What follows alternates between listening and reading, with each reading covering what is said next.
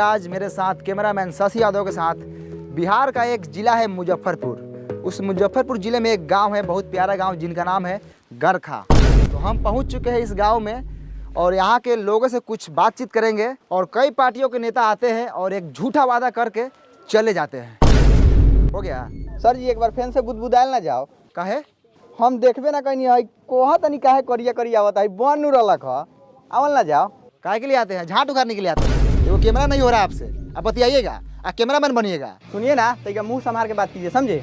बोलने वाले का लूर नहीं है, रिपोर्टर बन गए हैं। कैमरा वाले तहीं पटा पटा के चल जाएंगे। इतना का नहीं खुला तो कथी हो गया? खुलता गया हमारा अपने खेत था, हम कमा लेते हैं। बुला के ले यहाँ प्यार से आता के गरिया रहे हैं। अच्छा चलिए, आप गुस्साइए मत, चलिए फिर से कैमरा कीजिए, फिर से लेते हैं क्लिप।